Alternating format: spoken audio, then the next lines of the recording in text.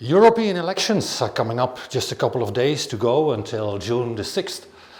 And in preparation of that, we had an interesting debate at the Park Theatre, organized with a number of political parties, candidates pitching their stories of why they want to go to Brussels and what are the differences between politics in The Hague and politics in Brussels. I heard some interesting stories there, including a story about Brussels is more about content and The Hague is about show. Well, intriguing statements that I heard there, but of course also the main themes were being discussed there. Topics like the climate crisis, immigration, the housing crisis, which was seen as a European problem. And I also had the opportunity to pitch a story there and to ask the politicians about their view of how the democracy was operating. Because the things that I wanted to bring forward there was about the democracy, these moments, these days, whether that can still operate in the way a democracy is supposed to operate. We have fake news. We have influencers for the sake of influencing. We have opportunistic veto voters. And in that perspective, I wanted to give my pitch, my story. Now the request was to also give a little bit of a personal story. I'm Jean-Paul Lennartz. I'm professor at Eindhoven University of Technology, and I'm professor in communication theory. But the field that I'm working on is to make Wi-Fi better, to make radio systems better. But what communication does to our mind and what it does to a democracy, that's not my field, but that was exactly what I was concerned about. So in this context, I was pitching that story and was also going back to my own history. After my studies, I went to the University of California at Berkeley, and we had a very intriguing project there, the infopad. And we thought, wouldn't it be nice if we had a small device with a screen that you could put in your pocket, and you would get all the information on that screen.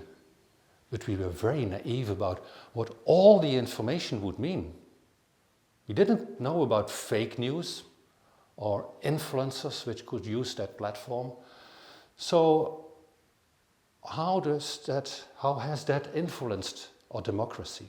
Because what we see right now is how it's being used. Influencers use it for the sake of influencing.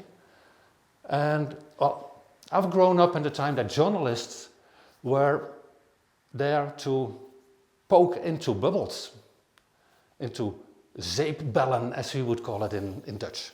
Now we see influencers who try to get you into the bubble and algorithms who keep you in that bubble. So if you're trying to influence democracy in Europe, you have these influencers, and if you can push them in a certain direction, that is something very difficult to handle for our democracies right now, but great if you want to destabilize Europe. And then there is another very powerful weapon that can be used against the democracy in Europe, the right to veto. We have these opportunistic veto voters. They want more money from Brussels, or they may not like the democracy in their own country, and they just veto for something.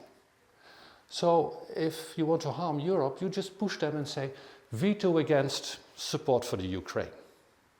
And in all these things, you as candidate politicians, and you in that case were the politicians sitting around me, had to live, had to act, had to operate in a democratic world.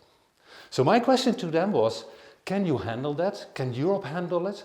Or would they all start to do TikTok movies just for the fun of all? So was it a disappointment that I didn't get all the politicians there in a TikTok movie? Of course not. That was not the intention. Intriguing stories from the politicians about their pitch for the European elections coming up on June the 6th. There is also a movie about this, but then you need to understand Dutch language. But on Radio from Brainport we also have interviews in the English language. So continue to follow us and of course vote for Europe.